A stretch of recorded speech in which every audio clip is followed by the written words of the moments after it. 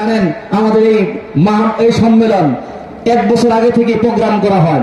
সারা দেশের উলামায়ে কেরাম আলহামদুলিল্লাহ নিজ আগ্রহে এই প্রতিষ্ঠানে আসেন, নিজের মনে করে আসেন। এই জন্য আমরা অত্যন্ত খুশি এবং বিশাল এক সম্মেলন হয়। সবাই আশা থেকে যে অনেক ছাত্র এখান থেকে হাফেজ হবে, আমরা আসবো, দেখব। আলহামদুলিল্লাহ আমরা পুরা বছর উস্তাদরা মেহনত করেছেন, সেই মেহনতের ফসল আলহামদুলিল্লাহ। আমরা দুইটা জিনিস এখানে সব সময় খেয়াল রাখি, একটা হলো আমল আর লেখাপড়া। তরবিয়তের লাইনে আলহামদুলিল্লাহ আমরা গুরুত্ব দিয়ে থাকি। মাসে মাসে ইস্তাহিক মাহফিল করি। বড় বড় বাংলাদেশের উলামায়ে কেরাম আমাদের এখানে আসে আলহামদুলিল্লাহ। আপনারা জানেন, সকলেই জানেন, দেশের প্রখ্যাত উলামায়ে কেরাম এখানে আসেন আমাদের এই মাদ্রাসায়। আজকে আমাদের মাঝে পেয়েছি, হযরত আর আসে নাই।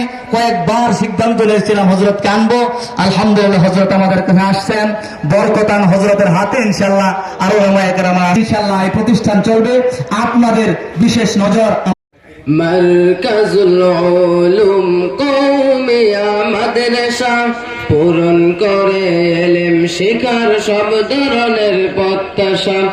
মারকাজুল উলুম কওমিয়া মাদ্রাসা পূরণ করে এলেম শিখার সব ধরনের প্রত্যাশা। মারকাজুল উলুম কওমিয়া মাদ্রাসা পূরণ করে এলেম শিখার সব ধরনের প্রত্যাশা। মারকাজুল উলুম নুরানিয়ার হিফজখানা জামাত কওমিয়া বহুমুখী বিভাগ নিয়ে গড়া মোদের কওমিয়া।